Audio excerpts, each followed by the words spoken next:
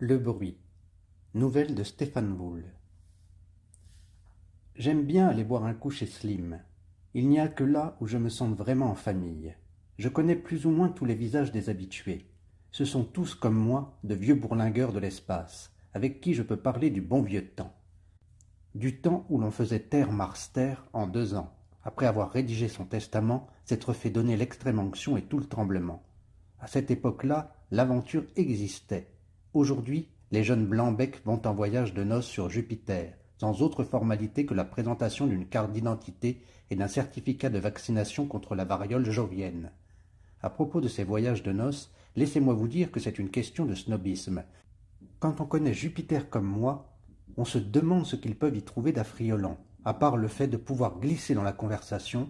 Tu te rappelles, chérie, cette merveilleuse aube rose de Ganymède, au dôme J30 ?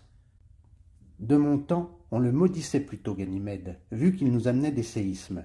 On en bavait sur la grosse Jupiter. Il fallait tenir le coup pendant 5 ans, enfermé dans son tin, dans son scaphandre, quoi, sans pouvoir se laver autrement qu'à la douche d'ozone, sans entendre une voix humaine autrement que déformée par les audiophones, sans voir le visage d'un copain autrement que derrière une vitre, sans absorber autre chose que du métabole, si bien qu'on ne lui trouvait aucun goût. J'ai connu des types qui n'ont pas tenu le coup et qui sont morts cinglés. Et vous savez comment mourait un cinglé en ce temps-là ? On l'abattait comme un chien, parce qu'il aurait pu provoquer la mort de tous les autres. Voilà la vie qu'on avait sur Jupiter, nous autres, les anciens. Et vous ne devineriez jamais pourquoi il fallait rentrer dardard au bout de 5 ans. Je vais vous le dire. Un truc idiot. La barbe, les cheveux et les ongles devenaient trop longs pour qu'on puisse rester 1 an de plus en scaphandre. Au départ, on avait beau nous tondre au double zéro, nous rogner le bout des doigts et nous passer le crâne et les extrémités à l'hibernal, au bout de 2 ans ça repoussait quand même. Malgré l'espace qu'on nous laissait dans le casque et les gantelets, les cheveux nous formaient une boule sur la nuque et nous plaquaient la figure contre la vitre. La barbe nous étranglait un peu plus tous les jours. Les ongles trop longs se recroquevillaient sous les doigts et nous mettaient les mains en sang. On passait la dernière année avec des migraines épouvantables et les membres presque insensibles à force d'être douloureux. Et on te soignait ça à grands coups d'ozone, une vraie panacée. Si bien qu'aujourd'hui, quand je rencontre un type dans mes âges, avec le nez aplati et de drôles de cicatrices sous les doigts, je me dis « Tiens, voilà un ancien de Jupiter ». Mais on était bien payé, et surtout, on aimait ça. On aimait cette vie dure, et plus on en bavait, plus on se sentait un homme. Il y avait avec nous un gars qui parlait bien.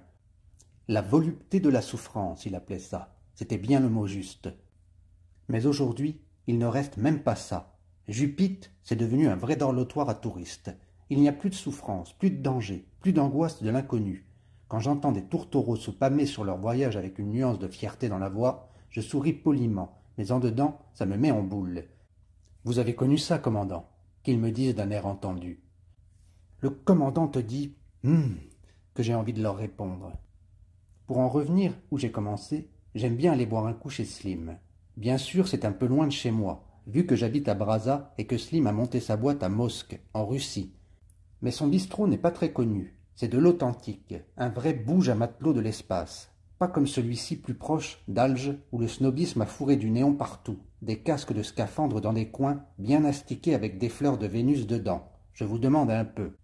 Et où les serveuses font des effets de jambes avec une antenne sur la tête et un faux pistolet à rayon sur la hanche. On ne peut pas arriver jusqu'au bar sans marcher sur 10 traînes de robes de soirée, à vomir. Quand j'ai envie, comme ce soir, de boire un verre ou de faire un sol avec les copains, je prends ma guimbarde d'occasion, je mets les gaz et je suis à Mosque en 20 minutes. Je me pose doucement sur le toit, je saute de mon coucou et je file vers l'escalier d'où montent des chansons et une réconfortante odeur de cuisine. Je bute sur quelque chose et manque métallé. C'est Toutoune qui s'est mise dans mes jambes. Toutoune est un zolt que Slim a ramené de Phobos. La bestiole me connaît bien. Elle tire sur sa chaîne, sifflote, me fait des grimaces. Elle sait que j'ai toujours dans mes poches une banane pour elle. Je lui caresse le front, je lui gratte le ventre, mais j'évite de toucher sa queue phosphorescente. Je ne tiens pas à avoir la main enflée pendant 15 jours. Quand j'ai fait mes amitiés aux Zolt, j'entre dans la salle et je suis chez moi. Tiens, voilà Robert, ce vieux Robert. Robert par-ci, Robert par-là, tout le monde me connaît. Ce n'est pas chez Slim qu'on m'appellerait commandant. Bonjour, monsieur Robaille, me dit la femme de Slim, une vénusienne verte adorable, que ce cochon-là a séduite il y a Déjà 7 ans, ma foi. Sacré Slim. En rigolant, on se salue à la mode martienne. Le pouce sur le menton, ça nous rappelle des souvenirs. Tchiha, Robert. Tchiha, ma vieille. Et puis on se serre la main et Slim va me dénicher une bouteille de celle qu'il garde pour les copains. Du bon vieux soum de contrebande, comme vous n'en boirez jamais, qui vous chauffe la gorge et vous électrise jusqu'aux oreilles. On parle de choses et d'autres sans avoir l'air de rien, mais à chaque fois que ses yeux bleus accrochent les miens, je vois tout au fond une petite lueur qui signifie « Sacré vieux Robert, j'étais avec lui, là et là, j'en ai bavé avec lui dans tous les azimuts, et je suis sûr qu'il voit la même petite lueur au fond de mon regard. » Ensuite, on s'occupe de taper la carte avec 2 autres types, et la soirée s'avance doucement, dans le bruit des annonces et des plaisanteries sans méchanceté. Au bout d'1 heure, Slim jubile en abattant un sol de première sur une tierce à la lune, et je rigole devant la tête du pauvre gars qui va devoir payer la 3e tournée de la soirée. Le gars commence à égrener tous les jurons tlanassiens de son répertoire lorsqu'un bruit assourdissant fait trembler tout l'immeuble et toutes les bouteilles sur les étagères. J'agrippe le bord de la table et je serre de toutes mes forces, me contraignant à ne regarder que mes mains blanchies par l'effort. Il me semble que tout va s'écrouler autour de nous, que la chose que je crains depuis longtemps va arriver. Mais le bruit cesse brusquement et j'entends autour de moi les jurons des camarades, tandis qu'un pas lourd descend l'escalier. « C'est le gros Jean, ce cochon-là !» Je lève les yeux tandis que le gros Jean entre dans la salle. « Tchiha !» qu'il crie. « Salut !» répond Slim. « Tu me dois 2 verres cassés et 3 flacons de soum. »« Ben quoi ?»« Oui, continue Slim, 3 flacons de soum. Quand vas-tu te décider à changer de fusée, espèce de radin ? C'est une bonne machine, elle vibre un peu à l'arrêt, mais... » « Elle vibre un peu !» s'exclame celui qui doit payer la tournée. « Tu parles !»« Chaque fois que tu arrives, il y a de la casse, dit Slim. C'est un vrai tremblement de terre. » Le gros Jean marque un temps d'arrêt. Puis, faisant diversion, il s'écrie en pointant son doigt dans ma direction. « Qui est-ce que je vois là ? Ça alors ? Où te caches-tu depuis 3 ans que je ne te vois plus ?» demande-t-il en s'avançant vers moi, la main tendue. J'aime bien le gros Jean, c'est un bon gars, mais il m'est impossible de répondre à son geste. Mes mains restent accrochées à la table. Je tremble de la tête aux pieds, tandis que les gouttes de sueur froide me coulent du front sur le nez. « Monsieur Robaille, il est malade, » fait la douce voix de la Vénusienne. Slim me jette un rapide regard et se précipite pour me prendre sous le bras. « Viens, Robert, » dit mon vieux copain à mon oreille. « Écartez-vous, vous autres. Vous ne voyez pas qu'il n'est pas bien ? Qu'est-ce qu'il a ? Fermez-la. Laissez-moi faire. Écartez-vous par sol. Bande d'abrutis. Aide-moi, Jean. » Je me sens soulevé et emporté dans une pièce voisine par des mains amies. En mettant sur un lit, et Slim m'appuie un verre sur les dents. « Avale ça, vieux. Tu as besoin de repos. » J'ai le temps de reconnaître le liquide qui me poisse la langue, de la sève d'arboral, et puis je sombre dans le sommeil. Quand je me réveille, je ne sais plus où je suis. Le hublot envoie sur les murs une clarté qui me fait mal aux yeux. Je tourne doucement la tête, je regarde. De la neige partout, sur les dômes, sur les terrasses, si bien que je me crois ramené à 20 ans en arrière, sur la calotte martienne, à la base M2. Je me redresse et une douleur dans les reins me rappelle que je n'ai plus 60 ans. En face de moi, sur le mur, une carte de Vénus. De l'autre côté, une photo de Slim en combinaison spatiale. Ça y est, je m'y retrouve. Je suis à Mosque, chez Slim, où j'ai eu un malaise hier soir. Slim a dû m'entendre bouger. Quand je pose les pieds par terre, il passe la tête par la porte entrebâillée et me fait un clin d'œil. Puis il entre dans la chambre. « Alors, vieux ?» ?»« Ça va, lui dis-je d'un air gêné. Et puis je m'aperçois que Slim porte un plateau, un grand verre de soum chaud avec un sandwich au crabe jaune, ce que je préfère. Du coup, je me refourre au lit et je cale sous mes reins l'oreiller pneumatique. Slim me pose le plateau sur les genoux. Je ne lui dis pas merci, il sait bien que je le pense. « Repousse tes pattes, dit-il en s'asseyant au pied du lit. Et il me regarde manger en silence, un petit sourire en coin sur les lèvres. J'engloutis la dernière bouchée et je commence à siroter doucement le soum chaud. Je regarde Slim en face. « Slim !»« Oui, mon gars. »« Hier soir. » J'hésite. « Qu'est-ce qu'ils ont dit les autres ? » ?»« Qu'est-ce que tu veux qu'ils disent ? On est habitué à tous ces trucs-là chez nous. » »« Il y a 3 jours, j'ai été obligé d'appeler une ambulance pour un type qui faisait un accès de chagre. Il avait dû chipper ça dans les marais de Vénus, il y a 20 ans. Tu le connais, c'est Seng. »« Le chinois ? » ?»« Tout juste. Il devenait complètement cinglé. On s'est mis à 3 pour le maîtriser. J'ai des nouvelles de lui, ils l'ont laissé sortir ce matin. Ouais, c'est un drôle de sacré beau métier que le nôtre, mais il a laissé des traces en chacun de nous. Slim. Oui. Arrête ton bavardage. Pourquoi ne m'as-tu jamais demandé ce que j'avais ? Ce que tu... Mais, je ne sais pas, moi. Rien de grave, sans doute. Tu ne me l'as jamais demandé parce que tu avais peur de me gêner.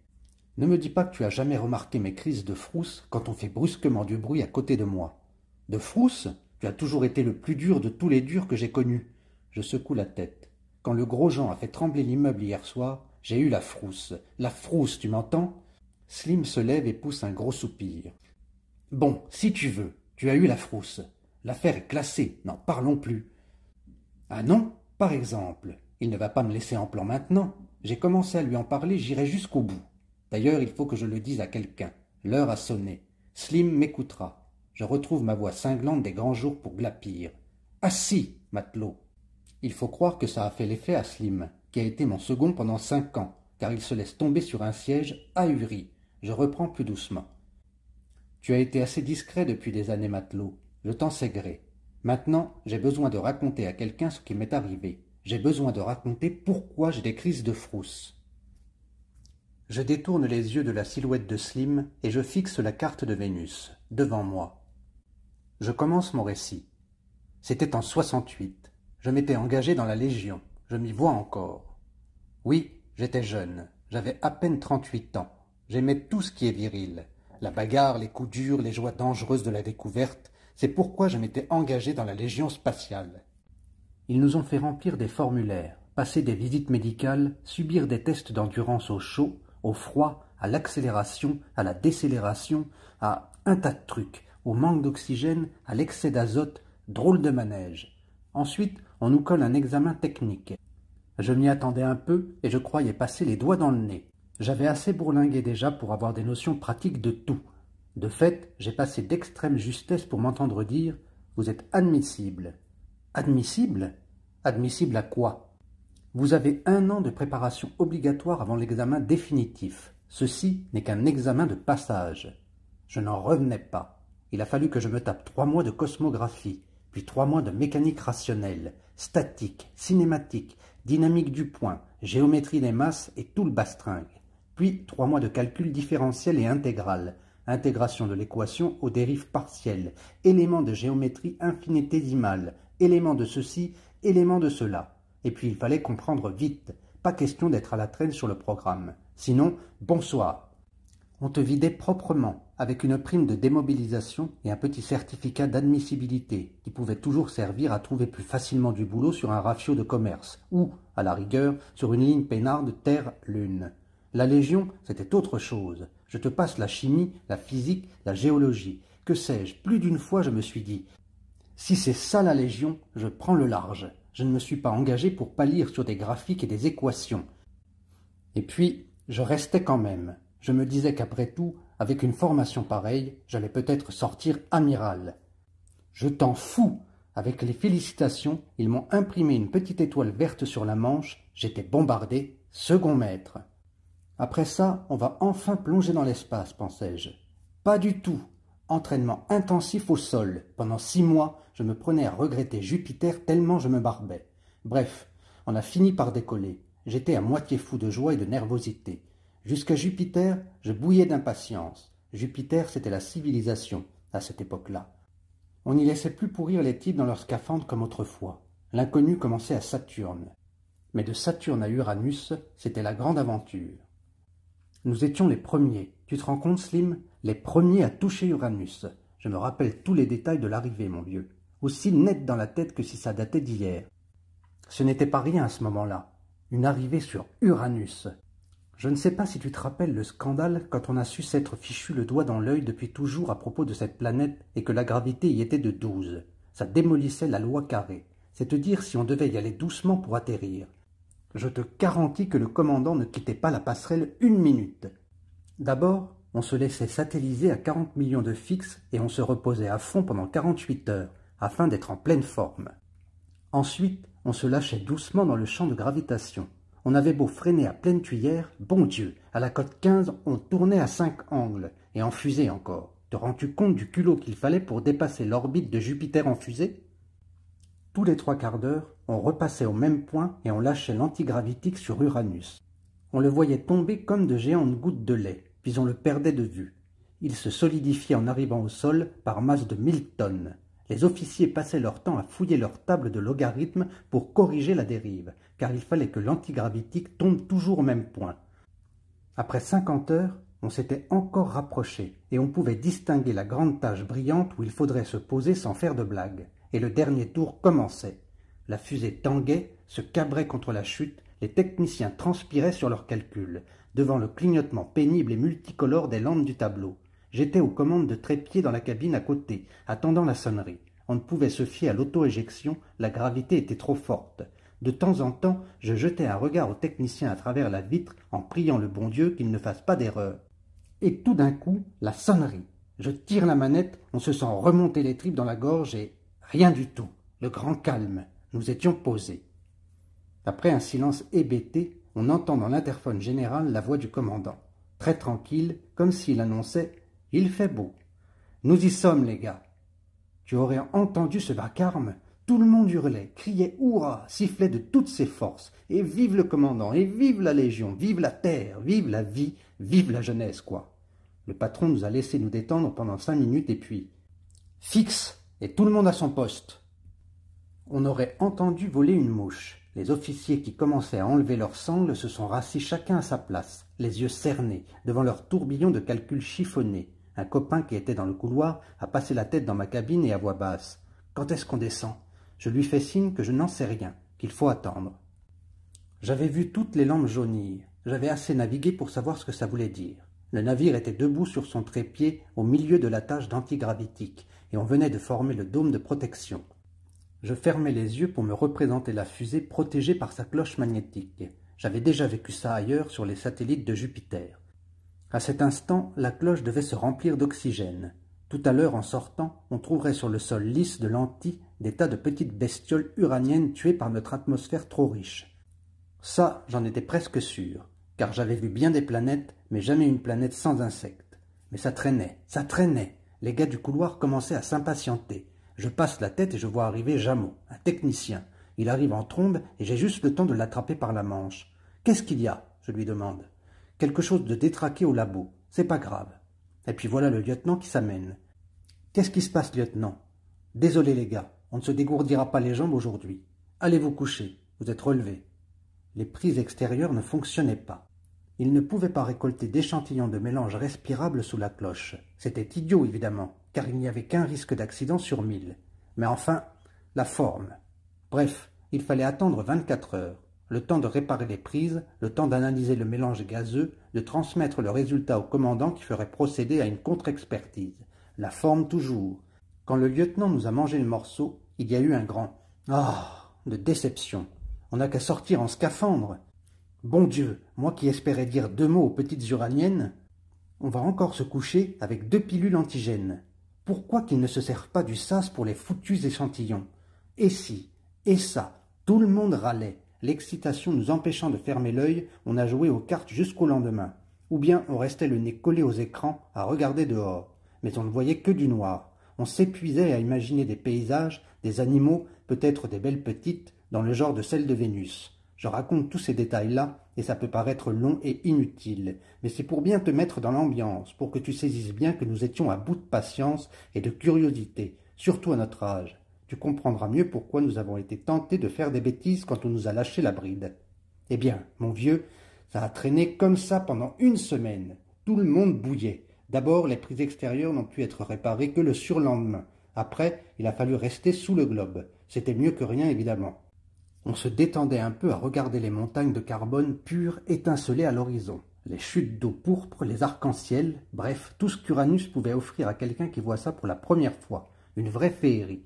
Mais on n'avait pas beaucoup de temps pour rester en contemplation. Il fallait y déballer le matériel, installer la base, puis la base secondaire antigravitique pour le départ des fusées de reconnaissance. Dehors, on voyait galoper des troupeaux de rumazes. On appelle ça des vaches bleues. Ça nous donnait envie de cavaler aussi dans la nature. Mais rien à faire. Le patron avait des instructions fédérales. Pour finir, on nous annonce que l'exploration des satellites doit prendre le pas sur celle d'Uranus. 8 jours à contempler le paradis et on nous l'enlève de la bouche, si l'on peut dire. Au dernier moment, j'étais fou. 4 équipes sont désignées, une par satellite, mais je n'en fais pas partie. Alors j'ai une idée. Au mess des sous-offres, je réussis à flanquer de la sègre dans le verre de celui qui commande la fusée 4, destinée à Oberon. Ça ne fait pas ouf, il tombe la figure dans son assiette et hop, enlevé. Il en avait bien pour 2 semaines de délire. Catastrophe. Qui commandera la fusée 4? Mais moi, bien sûr. Lieutenant, je peux vous dépanner, je sais que vous êtes retenu à la base. Je me porte volontaire pour remplacer le maître d'équipage souffrant. En me regardant le coin, on en réfère au commandant, on épluche mes notes d'examen et l'affaire est dans le sac. On me colle 2 étoiles sur la manche et me voilà désigné pour Oberon avec 10 bons hommes sous mes ordres. Tout ça pour t'avouer que je n'étais pas un enfant de cœur, mais ça m'avait réussi. C'était une petite fusée du type AZ. Aujourd'hui, on n'en voit plus que dans les musées. Pour l'époque, c'était une bonne machine. Et ma foi, j'ai tâtonné un peu avant de l'avoir bien en main. Le pilote s'appelait Cliff, un type calme qui faisait son boulot sans poser de questions. Mais je jouais au grand patron. Je vérifiais les calculs, traçais la route et passais des transparents sur l'écran devant Cliff, qui corrigeait à mesure. Du moins, mon attitude seigneuriale a duré tant que l'Agdar n'a pas fait le zouave. L'Agdar était un grand maigre fort en gueule, un arabe. Il se montrait bon copain et rigolo à l'occasion, et on pouvait compter sur lui dans les coups durs. Mais je n'ai jamais connu de type moins discipliné. « Hé, Robert !» qu'il me crie. « T'as fini de prendre des airs ?» Je le fusille du regard, mais ça ne l'impressionne pas. « T'as fini de jouer au commandant ?» il répète. « Ferme-la, matelot. N'oublie pas que j'ai 2 étoiles sur la manche. Si tu continues, je te fais foutre à fond de cale. » Oh là là, il a 2 étoiles, le gars Robert. Il me fait peur, le gars Robert. Et depuis quand il a 2 étoiles, le gars Robert? Depuis hier soir, le gars Robert. Il avait chanté ça sur l'air de cette chanson imbécile. Tu sais, il a pris la lune, Jean le Corsaire. Pour un comprimé d'aspirine, il est malade, Jean le Corsaire. C'était complètement idiot, mais il avait amené ça de telle façon que tout le monde est entré en rigolade. Et moi avec. À partir de ce moment-là, ça a été la foire. Nous n'étions plus qu'une bande de grands gosses lâchés en vacances dans l'espace. L'atterrissage sur Oberon s'est bien passé. Il faut dire que je connaissais mon boulot. C'était un art, tu te rappelles, de naviguer en fusée. Il fallait tenir compte d'un tas de trucs, calculer sa courbe d'approche de façon à freiner par l'attraction d'un autre satellite, ce qui permettait une chute beaucoup plus douce. Table en main, j'avais attendu que Titania dérive de 200 angles et hop, j'avais laissé culbuter. On était des matelots dans ce temps-là. Aujourd'hui, avec les gyros et les écrans mobiles, on ne s'occupe plus de tout ça. On fonce directement sur le but. C'est le progrès bien sûr, mais c'est dommage, on n'a plus besoin de savoir naviguer. Bref, nous voilà sur Oberon.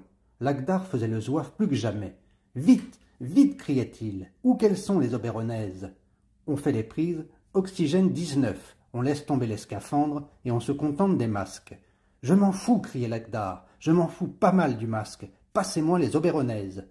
On sort du sas et on enfonce jusqu'au ventre dans la mousse jaune. On n'avait jamais vu ça. L'Agdar courait devant, tombait dans la mousse, se relevait en riant aux éclats. Il réclamait toujours des Oberonaises. Il n'a pas été long à en trouver. Ploc, ploc, ploc. 3 poids sortent de la mousse à 10 mètres devant lui. Jambes tremblantes et oreilles déployées. Quand l'Agdar voit ça, il se fige sur place. « Gare l'Agdar !» je lui crie en armant mon pistolet. « On ne sait pas ce que c'est. » J'attendais qu'il se débine et se replie sur nous. Pas du tout. Il lève le nez vers les 3 géantes et dit « C'est ça des Oberonaises ?» Pouah ! Et il se colle ostensiblement 2 pastilles antigènes dans le masque. Les Pouas ont cru que c'était une formule de salutation. Et aussi sec, les voilà qui rendent la politesse en criant « Pouah, Pouah !» et qui renversent la tête en arrière en faisant le geste d'avaler quelque chose. Sur le coup, l'Agdar en était comme 2 ronds de flanc, presque vexé. Sans le savoir, les Pouas avaient mis le rire de leur côté. Nous sommes restés 2 semaines sur Oberon, à gâcher de la pellicule, à collectionner des échantillons géologiques, à prendre des mesures. Et un jour, je jette les yeux sur l'horizon, et je vois un satellite qui se lève. Je me dis, tiens, voilà Titania qui nous dépasse. On va pouvoir communiquer avec les copains de la fusée 3. Je me colle des télés aux oreilles, je fais des réglages, je n'arrive à rien. Ça ne répondait pas. J'entendais « poum !» et puis, au bout de 5 minutes, encore « poum !» Dans l'espace, il ne faut pas trop chercher à comprendre. Il y a tellement de phénomènes qu'on ignore. Toutefois, je consulte les tables et bon sang, ce n'était pas Titania. Elle devait se lever seulement 2 heures plus tard. Alors quoi? J'épluche les cartes mobiles, ce n'était aucun des 3 autres satellites. Je me dis en sifflotant d'excitation. Ah ah, ça c'est intéressant par sol. Une nouvelle planète. J'appelle les copains, on discute, on se bagarre et on finit par tomber d'accord pour mettre les appareils de mesure en place. Eh bien, Tu me croiras si tu veux, mon vieux, cette boule-là était aussi grosse que la Lune, et personne ne l'avait jamais vue. Je fais un rapport à la base d'Uranus et j'attends les ordres. Au bout d'une demi-heure, on me dit « Êtes-vous sûr de ne pas vous être trompé? N'est-ce pas un mirage spatial? Nous ne voyons rien du tout. » Bon sang si j'en suis sûr, mais cette planète est en pleine luminosité. Elle nous éclaire tellement qu'on se croirait en plein midi. Il décelait bien quelque chose d'anormal sur les cadrans, mais il ne la voyait pas. Je me demande à aller me rendre compte de plus près. Après quelques réticences, on m'accorde la permission, mais avec des interdictions absolues d'atterrir. Nous voilà partis, mais à mesure qu'on approche, la planète devient nuageuse, translucide. Titania montait derrière, cette fois c'était bien elle, et la luminosité rendait presque invisible la planète mystérieuse. Transparente, mon vieux. Tu comprends pourquoi ils ne voyaient rien d'Uranus? Leur angle d'observation n'était pas le même, beaucoup plus défavorable que le nôtre. Bref, on approche, on fait 3 fois le tour, Titania nous dépasse et la planète redevient bien visible, la lumière de Titania l'éclairant de côté. On fait les observations d'usage, Lagdar était tout excité. « Allez Robert, on y va !» Atterrissons, ils n'en sauront rien à la base. Je résiste mollement, mais les copains me pressent et je leur fais plaisir. On laisse dériver dans le courant rétrograde, et dès qu'on se trouve entre Titania et la planète X, on culbute d'un quart, et on lâche, un petit atterrissage aux pommes. La fusée se pose sur une immense plaine blanche comme du lait. On fait les prises, pas d'atmosphère. On enfile les scaphandres, on descend. Du plat, du plat, du plat. Pas de relief, pas une montagne, pas un lichen, pas une bestiole. Rien qu'une espèce de sable grossier. Et puis tout d'un coup, boum! Un véritable coup de tonnerre. Tout le monde fait un bond de surprise. Au bout de 5 minutes, boum! Au 3e coup, ça n'épate plus personne. On s'habitue à tout. Et si cette planète veut faire boum, ma foi, ça la regarde et ça ne nous gêne pas. Nous étions si tranquilles que Lagdar est parti faire un petit tour dans le désert. Il cherchait toujours des filles, une idée fixe. Moi, je décide de creuser un peu là-dessous, pour voir. Je fais sortir le bulle et on creuse. Ça allait vite, du sable, toujours du sable. Mais brusquement, une crevasse énorme s'ouvre dans le sol avec un bruit d'enfer. Des craquements à te rendre sourd pour la vie, des jets de vapeur, des flammes. Ça ne se raconte pas, les mots sont trop faibles. Et pourtant, j'étais un ancien de Jupite à l'époque, héroïque, un dur.